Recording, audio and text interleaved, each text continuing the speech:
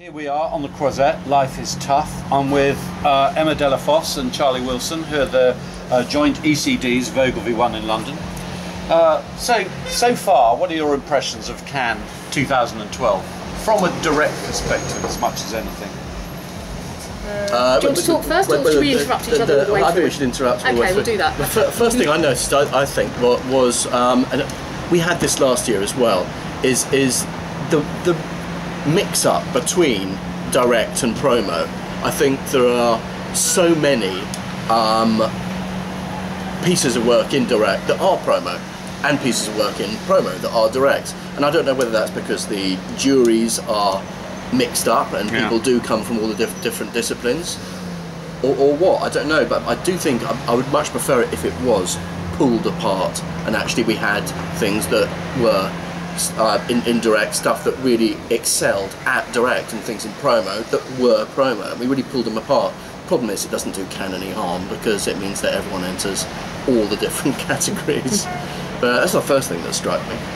But I suppose the other thing, is something we've both been talking about a bit, is that so much of the work seems to involve social change. Really, so much of it, especially the more successful part, especially the Grand Prix as well, it's about changing the world, actually having an effect, and often change the world for the better, but certainly change. It's not just sort of advertising or direct one-to-one communications as we used to know it. It is leaving quite a legacy, and therefore once the actual advertising has stopped and walked away, it carries on. 10 days before Cannes, General Motors pulled out of social media altogether, saying that it's expensive and wasteful. And I think at the heart of Cannes there is this debate. I had the opportunity to ask the CMO of Coca-Cola, that you've got 42 million Facebook friends. You've been talking about how important the power of the network is to you as a brand. Does that mean you've been able to put a monetized value on a Facebook like? I think somebody has recently put a monetised value on a Facebook like, haven't they? I'm sure Ogilvy has. I think what we should be doing actually is looking for kind of deeper brand engagement really than just a Facebook like. You know, I mean, people will like things at different times for different reasons. The thing is that like is a permanent thing on a brand's Facebook page. You may have been visiting it for a complete other reason. You might not be a consumer, you might be a student. Who knows? You see, it's a very arbitrary measure. We went to a talk yesterday by Jeff Goodby Silverstein, and somebody made the observation that the stuff that got the biggest rounds of applause in his talk was actually the old advertising, in inverted commas, less the new kind of social media campaigns, stuff like that. So I don't know what that says, but what I think it does show is that people love really, really good creative ideas. One of my favourite things, I mean, it feels like a very little thing, but then again, it's a gold winner, and it's from Droga in New York. Was the I can't remember what it's called. I think it's called the Help Me. I Want to Save a Life. Oh, it's called Help, I Want to Save a Life. There you are. There you go. Down in my notebook. Very good, very well remembered then. But I love that because that is just it's a product. Basically, in the same way that the Nike band is as well. Lovely piece of work. I love things that actually become products and become part of people's lives so that they work at the moment of truth. What if we could turn a normal, everyday act into a chance to save a life? Introducing Help, I Want to Save a Life. A package of over-the-counter bandages that also doubles as a simple marrow donor registry kit. So the next time you cut yourself shaving or shuffling papers or making dinner and you reach for a box of bandages, you'll have a chance to save someone's life.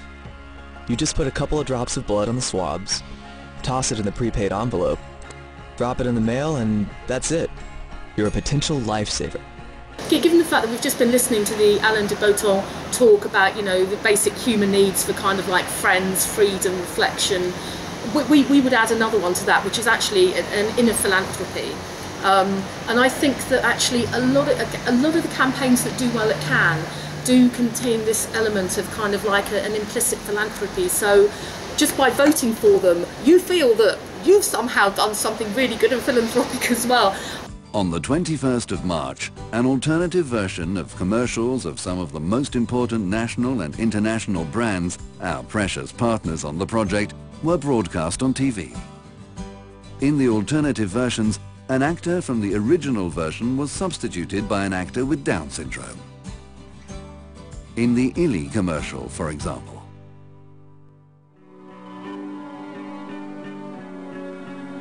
Danzare invece di muoversi.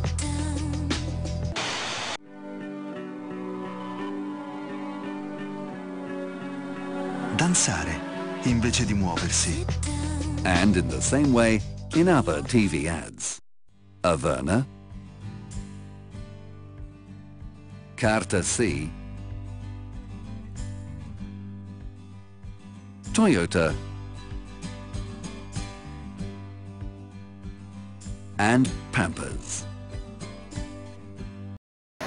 You know, we've been coming to Cannes now for quite a few years on the trot, and you always kind of go into the halls and look at all the work and go online and look at all the case study videos and really immerse yourself in it, kind of with this sort of faint hope in the background, really, that somehow suddenly it's all going to become clear and you're going to be able to work out, you know, the magic combination code that makes Cannes tick. You know, it's kind of something that unites all the winning entries and stuff like that. But I have to say, the more you're here, the more work you see, the more confused you get, because actually there is no rhyme or reason for some of the fantastic work that fails to pick up, and some of the stuff that you think, oh, that's quite good, but I kind of feel that I've seen it before, that goes on to win a Grand Prix. It's a campaign I saw last night, which will remain nameless.